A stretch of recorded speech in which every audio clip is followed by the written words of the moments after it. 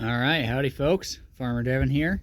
That last video that I just recorded is probably going to get released soon. This is going to be added in queue, and I'll probably edit at some point and get it posted.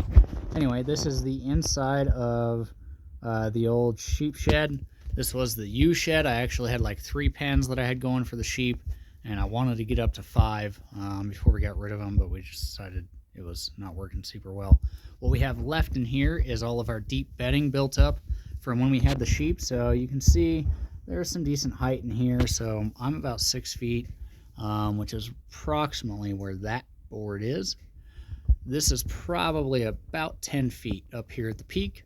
And then if you follow that down, that's probably no more than 7 to 8. Rough guesses, but you know, it's just an animal shelter. Anyway, that is only pointed out to give you a little bit of concept of how deep this deep bedding is. So I'm going to kneel down here and show you there's a water for when we had the ducks loose, the geese as it were. So you can see there's quite a bit of material here, all the way down. It's pretty deep. So as we are composting, we're pulling out wheelbarrows from here, 1 or 2 at a time, and adding those to our compost bins, and that just becomes part of our soil for future years and generations.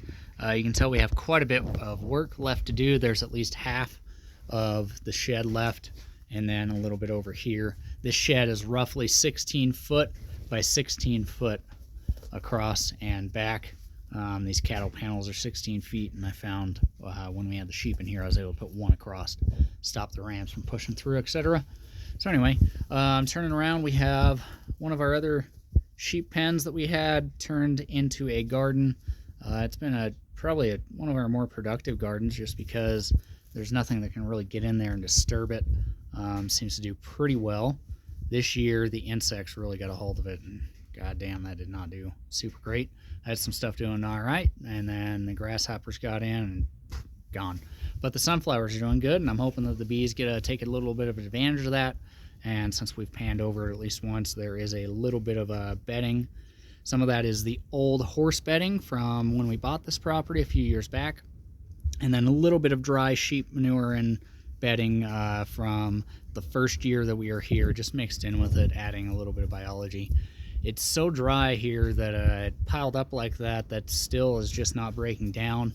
I did see some, there's life in there. You know, I've seen some pseudoscorpions. I've seen a bunch of other very small macrobiota, but there's just not enough life to really break it down in the soil. So what I've been doing with that is when I start a new bin in those white bins that are in the compost over there, 1 wheelbarrow of that goes in on the bottom, and then all of our new green material that comes in from the compost customers in our own kitchen gets put on top of that, as well as any rain and stuff like that. The moisture gets to soak into that dry material, and then when we cap, that's when we're using this stuff from the bedding.